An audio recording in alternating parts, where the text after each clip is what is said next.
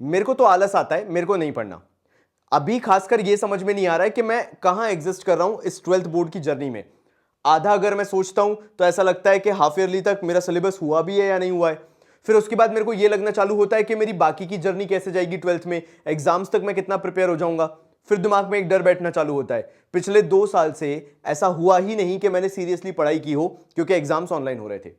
तुम्हारे दिमाग में इतने दसों अभी ख्याल चल रहे हैं ना, कि अगर मैं तुमसे बोलूं भी बेटा कल से पढ़ना चालू कर दे, कल से ये मोटिवेट कर रहा हूं, इतना हो जाना चाहिए, नहीं होगा।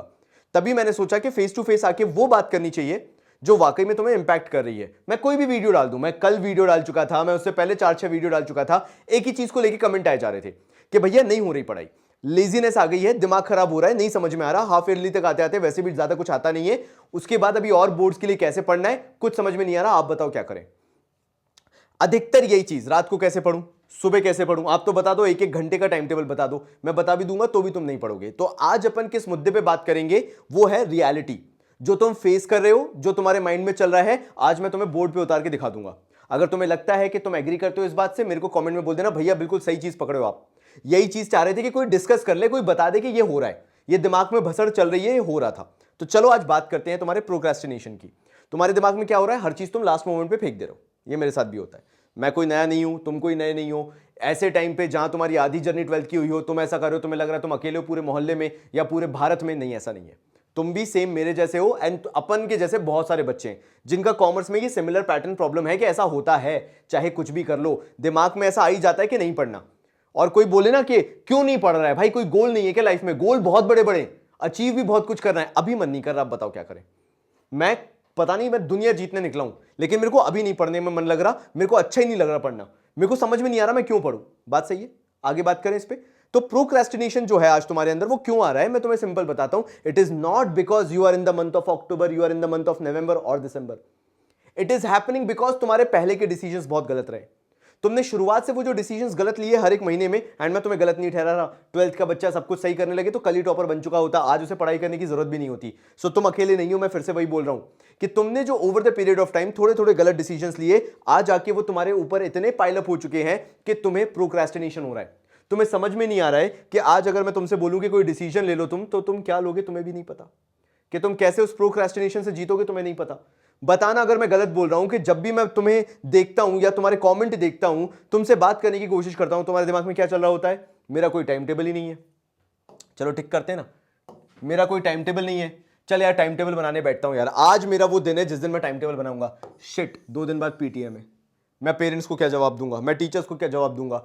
अरे यार चल वो देख लूंगा। दिमाग से जैसे ये ख्याल हटा, पहले तो ये चला गया, फिर ये ख्याल हटा, अरे यार एग्जाम्स भी तो आ रहे हैं स्कूल के, अब चाहे वो प्री बोर्ड एग्जाम्स आ सकते हैं, चाहे हाफ ईयरली आ सकते हैं, यार नेक्स्ट एग्जाम की तैयारी भी करना चालू करनी है। अरे यार लेकिन फिर सेल्फ स्टडी का तो टाइम ही नहीं निकल रहा मेरा। मैं अकाउंट्स कैसे पढ़ूंगा, ईको कैसे पढ़ूंगा, बीएसटी कैसे पढ़ूंगा, मेरा ऑप्शनल सब्जेक्ट भी तो रखा हुआ है, मैं कैसे पढ़ूंगा? ये ख्याल खत्म हुआ, आ जाओ बेटा प्रोजेक्ट्स पे। अबे भाई प्रोजेक्ट के लिए भी तो टाइम निकालना था। जब इतना सब करना चालू करता हूं तो मेरी पर्सनल लाइफ तो बची नहीं। अब मेरी पर्सनल लाइफ नहीं है, मैं किसी से बात नहीं करता, मैं, मेरा कोई दोस्त नहीं बचा हुआ। अब मेरे को लग रहा है कि मैं कॉलेज जाऊंगा कैसे, क्या करूंगा? तो तुमने क्या किया, थोड़ी सी दोस्ती यारी के लिए करियर ऑप्शंस की अपने दोस्तों से बात की। कोई दोस्त कह रहा मैं तो सीए करूंगा, कोई कह रहा मैं तो सीएस करूंगा, किसी का है मेरे को सीएमए में जाना है, कॉस्ट एंड मैनेजमेंट अकाउंटिंग करनी है मेरे को। तो तुम्हारे गोल्स ही सेट नहीं है, क्यों? फिर से आ जाते ना, मैं हूं ना तुम्हारे साथ, तुम काय को टेंशन ले रहे हो? क्योंकि हम यहां घूम रहे हैं। फिर अगले दिन सुबह उठ के भैया टाइम टेबल चाहिए मेरे को, नहीं आज तो पीटीएम का दिन है, पीटीएम करवाने जाना है, वहां से गालियां खा के आए अपन घर वालों से, टीचर से। गाली खाने का मतलब क्या हुआ, बुरा भला बोला गया होगा तुम्हें, क्योंकि तुम्हारा कोई टाइम टेबल नहीं था, कोई सेट तरीका नहीं था पढ़ने का, तुम्हारे साथ हरकतें हुई, डांट खाई तुमने। जहां तुमने पीटीएम में डांट खाई, तुम क्या बोलोगे? नहीं करना एग्जाम्स की तैयारी, होना ही नहीं है, नहीं होगा। और ये साइकिल तुम्हारी चलती चली जाएगी। फिर वही होगा, सेल्फ स्टडी तुम्हें नहीं करनी है, तुम्हारा मन ही नहीं है कि तुम सेल्फ स्टडी करो। उसके बाद तुम्हारी पर्सनल लाइफ वैसे भी नहीं थी, क्यों? क्योंकि तुमने सारी चीजें उलझा के रखी थी। करियर ऑप्शन छोड़ दो, फिर कुछ टाइम बाद अभी जनवरी आते आते सीयूईटी का टेंशन भी चालू हो जाएगा, और तुम इसी में घूमते हुए रह जाओगे। एंड तुम ये फाइनली फिगर आउट करना चालू होगे, what ever you have done, तुमने रश रश में किया है, तुमने हरी हरी में किया है, जल्दबाजी में किया है, घाई घाई जिसे अपन कहते हैं। यहां पे हो क्या रहा है पता है? मैंने जितनी भी चीजें टिक की है, मुझे एक बात बता देना, अगर मैं तुम्हें सही चीज नहीं सिखा रहा हूं, आराम से देखो इस बोर्ड पे, अगर मैं कुछ गलत कह रहा हूं तुम मुझे बता दो इनमें से तुम्हारा क्या परफेक्ट चल रहा है। जितनी भी चीजें यहां पे सर्कल करके रखी है, तुम्हारा क्या परफेक्ट गया है? क्या तुम्हारे पास परफेक्ट टाइम टेबल है? क्या पीटीएम में तुमने किसी से डांट नहीं खाई? क्या तुम्हारे सारे प्रोजेक्ट कंप्लीट हो गए हैं? क्या तुम्हारे एग्जाम्स परफेक्ट जा रहे हैं? तुम स्कूल टॉपर बन चुके हो? क्या तुम्हारी सेल्फ स्टडी के 4-4 घंटे दिन के निकल रहे हैं, 5-5 घंटे? क्या तुम्हारा सीयूईटी का प्रिपरेशन प्रॉपर चल रहा है? क्या तुम्हें पता है तुम्हारे करियर ऑप्शंस क्या होने वाले हैं? और उसके बाद तुम्हारी पर्सनल लाइफ भी है, यानी तुम्हारे फ्रेंड से भी बहुत अच्छी बात होती है, तुम पेरेंट्स के साथ भी आराम से बैठ के घुल मिल के बढ़िया खाना वाना खाते हो, डिनर विनर करते हो, अच्छे से बात करते हो, बहुत अच्छी बात है। फिर ये वीडियो तुम्हारे लिए था ही नहीं, तुम देख रहे हो, बस एंजॉय कर रहे हो। ठीक है, आगे बात करें। अब ये हो क्यों रहा है तुम्हारी लाइफ में? सबसे बड़ा दिक्कत है तुम्हारा फियर। क्योंकि प्रोक्रेस्टिनेशन के 90% जो केसेस होते हैं, मैं कोई डॉक्टर नहीं हूं, कोई साइकोलॉजिस्ट नहीं हूं, लेकिन कुछ चीजें अपने बच्चों के बारे में जानता हूं जो उनसे शेयर कर सकता हूं। तो यहां पर ऐसी कुछ चीजें हैं जो हमारे फियर के कारण ही हम क्रिएट कर लेते हैं, जैसे फोमो कहते हैं हम। अब उसमें होता क्या है, तुम्हारे दिमाग में चल रहे हैं 100 ख्याल, लेकिन तुम्हें पता नहीं है कि तुम्हें उसको डील कैसे करना है, और फिर तुम्हारे साथ वो चीजें होने लगती हैं क्योंकि तुम हर एक चीज को वेटेज देना चालू कर देते हो।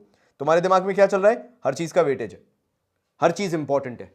तुम ऑर्डर में जमाना नहीं चालू करते। अगर मैं आज तुमसे बोलूं मेरे को ऐसे चाहिए रैंकिंग में 1 2 3 4 5 6 7 8 9 10, आज जितने भी तुम में से कमेंट कर रहे हैं जो यहां तक पहुंच चुके हो, जो वाकई में ये वीडियो क्यों देखते हो? क्योंकि तुम्हें नॉलेज चाहिए, क्योंकि तुम्हें पता करना है कि तुम अपनी लाइफ में वो चीजें क्रैक कैसे करो जो तुम्हें समझ में नहीं आ रही हैं।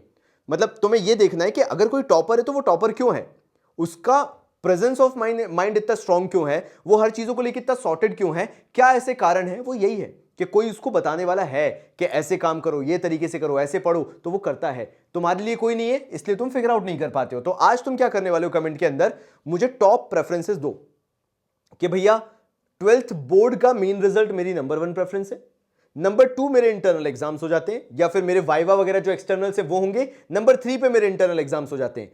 तुम्हारे ऊपर तुम्हें क्या प्रेफरेंस में डालना है। फिर भैया नंबर 4 पे मेरा आ जाता है कि मेरे को पेरेंट्स को बहुत ज्यादा इंपॉर्टेंस देनी है। फिर नंबर 5 पे आ जाता है भैया मेरा टाइम टेबल भी बहुत ज्यादा इंपॉर्टेंट है। ऐसे ऑर्डर में डालना चालू करो जो तुम्हें लगता है। इसमें होगा क्या, ये जो तुम्हारा फियर तुम्हें खाए हुए है ना, ये तुम्हारा फियर खत्म हो जाएगा कि तुम्हें फ्रेंड्स को किस ऑर्डर पे रखना है। मेरे हिसाब से तो फ्रेंड्स को हमेशा 10th पे रखो, और मैं उसका रीजन बता देता हूं। कॉलेज जाओगे बेटा, कोई तुम्हें नहीं पूछेगा तुम कहां हो, तुम अपने अलग कॉलेज में पढ़े होगे, तुम्हारा दोस्त अलग कॉलेज में पढ़ा होगा, वो अपने अलग दोस्त बना चुका होगा, तुम ढूंढ रहे होगे कि तुम्हें कोई नया मिल जाए अब, क्योंकि तुम दोस्त में दोस्त नहीं ढूंढ रहे हो, तुम सपोर्ट ढूंढ रहे हो। मैं ये नहीं कह रहा तो दोस्ती कहीं से भी खराब होती है, बहुत अच्छी चीज है दोस्ती। कई बार पेरेंट्स वो चीज नहीं समझते जो तुम्हारे दोस्त समझ लेते हैं, लेकिन हर चीज का सही समय होता है। अभी वो सही वक्त नहीं है, अभी तुम्हारी खुद की लड़ाई है, तुम्हारी खुद की जंग है। कल अगर अच्छे कॉलेज में नहीं पहुंचे, अच्छी जगह पोजीशन पे नहीं पहुंचे, अच्छी पोस्ट पे नहीं पहुंचे, कोई दोस्त तुम्हें नहीं पूछेगा। क्योंकि किसी पे भी अगर तुम लायबिलिटी बनना चालू होते हो, किसी पे भी तुम अपना वजन डालने की कोशिश करते हो कि भाई मेरे को संभाल ले, एक बार में एक इंसान बोर हो जाएगा, क्योंकि तुम्हें ग्रो नहीं होना होगा, उस वाले इंसान को ग्रो होना होगा। तो फ्रेंड्स को प्रेफरेंस दो, बहुत दो, लेकिन किस में दो? जहां तुम्हारा इमोशनल अटैचमेंट आता है, जहां तुम्हारा कमिटमेंट आता है। इसलिए मत दो बिकॉज तुम्हें किसी के सामने जाके रोना है, कोई तुम्हारा रोना नहीं सुनेगा। हर किसी को वो परफेक्ट इंसान चाहिए अपने साथ में जिसकी बाकी लोग भी इज्जत करते हो। तुम्हारे बगल में अगर कल तुम्हारा कोई ऐसा दोस्त खड़ा हो जिसकी सब लोग इज्जत करते हैं, तो तुम्हें प्राउड फील होगा, मेरा दोस्त है, मेरा बेस्ट फ्रेंड है ये। लेकिन अगर कोई वही रोतला खड़ा हो तो वो लोग बोलेंगे भाई तू इस रोतले का दोस्त क्यों है। और मैं ये नहीं कह रहा कि किसी की मजबूरियों पे हंसो, किसी की परेशानी पे हंसो, लेकिन कुछ लोग अपना माइंडसेट बना लेते हैं कि मैं तो फेलियर माइंडसेट वाला हूं, मैं तो पुअर माइंडसेट वाला हूं, मेरे साथ तो गलती होता रहता है, मेरे को सपोर्ट करो। ऐसे लोगों से दूर रहो, क्योंकि यही लोग तुम्हें सबसे ज्यादा बिगाड़ रहे हैं। तुम्हें पता ही नहीं है कि तुम्हें करना क्या है। बात क्लियर? आगे बढ़ूं तो फाइनली तुम्हें करना क्या है? सबसे पहले फ्रेंड्स को लीस्ट प्रेफरेंस पे डालो। तुम्हारे पेरेंट्स को तुम्हें यहां कहीं मिडिल पे डालना पड़ेगा। मिडिल पे भी डालने का रीजन है क्योंकि तुम्हारे पेरेंट्स जो हैं वो बैलेंस नहीं बना पाते हैं। वो तुमसे कहते हैं बेटा पढ़ो अच्छा, लेकिन रिस्क कम लो। अब ऐसे कैसे पॉसिबल है? रिस्क भी तो लेना उतना ही जरूरी है। कैसा रिस्क लेना? अपने बिहेवियर में चेंज लाना, एटीट्यूड में चेंज लाना, टाइम टेबल में चेंज लाना। जब तुम्हें पढ़ना हो तब की परमिशन मिलना, बहुत सारी चीजें होती है। तो पेरेंट्स को 50-50 पे रखने का जरूरी इसलिए है क्योंकि 50% बातें मानो, 50% खुद भी एक्सपेरिमेंट करो, तब जाके तुम सक्सेसफुल होगे। मैं ये नहीं कह रहा कि पेरेंट्स की बात मानना बंद कर दो, जितना भी लॉजिकल लग रहा है 50% तक मानो, लेकिन बाकी 50% अपना भी जोड़ो ताकि खुद as a human being grow करो। उसके बाद आते हैं स्कूल के टीचर्स। वो डिपेंड करता है तुम्हारे स्कूल के टीचर्स कैसे हैं। मैंने काफी अच्छे स्कूल्स देखे, काफी शानदार टीचर्स देखे, बहुत अच्छी एडवाइस देते हैं, बहुत अच्छे सजेशंस देते हैं। अगर ऐसे टीचर्स तुम्हारे स्कूल में भी हैं, बकायदा इनको नंबर 1 पे डाल दो। ये जो बताएं वैसा करना चालू कर दो, तुम्हारा काम हो जाएगा। लेकिन अगर स्कूल्स में टीचर्स से नहीं बनती है, वो बोलते हैं बेटा मेरे घर आके कोचिंग पढ़ो तभी मार्क्स दूंगा, अगर नहीं पढ़ोगे तो मार्क्स नहीं मिलेंगे। देखो तुम्हारे बोर्ड्स में कैसे मार्क्स आ रहे हैं, क्यों? क्योंकि मेरे से पढ़ाई नहीं कर रहे, तुम मेरे साथ नहीं पढ़ रहे हो। सबसे एंड पे डाल दो। फ्रेंड्स को भले ही 11 नंबर पे छोड़ देना, उनको 10 नंबर पे डाल दो, कोई दिक्कत नहीं है। ज्यादा उनके साथ लॉजिक लगाने की जरूरत नहीं, क्योंकि तुम्हारा टीचर और स्कूल से डिस्कनेक्शन है। तो उसके बाद फिर एग्जाम्स को तुम्हें कहीं बीच में डालना पड़ेगा, ले आओ 6th या 7th नंबर पे जो स्कूल के एग्जाम्स हो रहे हैं, तुम्हारे इंटरनल एक्सटर्नल को तुम यहां पे सेगमेंटेशन करना चालू कर दो। यानी जो तुम प्रोक्रेस्टिनेशन कर रहे थे उसके लिए अगर तुमने अपने डर पे जीत पा ली तो तुम्हें ऐसा नहीं लगता कि तुम्हारी 90% प्रॉब्लम सॉल्व हो जाएगी। इस पूरे वीडियो का मतलब यही था कि तुम लेजी हो तो क्यों हो, प्रोक्रेस्टिनेशन कर रहे हो तो क्यों कर रहे हो। आज मैंने तुम्हें रीजन दे दिया कि तुम्हारा प्रोक्रेस्टिनेशन किस वजह से है, ये जो है ये इस वजह से। इसको सॉल्व कर लो, तुम्हारा सारा काम खत्म हो जाएगा। तो आज तुम्हें 1 to 10 ऑर्डर में मुझे कमेंट करके बताना है कि भैया ये दिक्कतें चल रही हैं, मेरा तो ये ऑर्डर है, अब मैं ये ऑर्डर फॉलो करूंगा। जिसने भी इस वीडियो के अंदर ये ऑर्डर फॉलो कर लिया मुझे अच्छा लगेगा। मैं एक पीडीएफ बनवा के भी डलवा रहा हूं इसके साथ, जिसमें तुम्हारे को एक A4 साइज पेज मिलेगा जिसमें तुम्हारी प्रेफरेंसेस दी होंगी, तुम्हें उसको टेबल के सामने चिपका लेना है और उस पर लिख देना है भैया आपके कारण कर रहा हूं।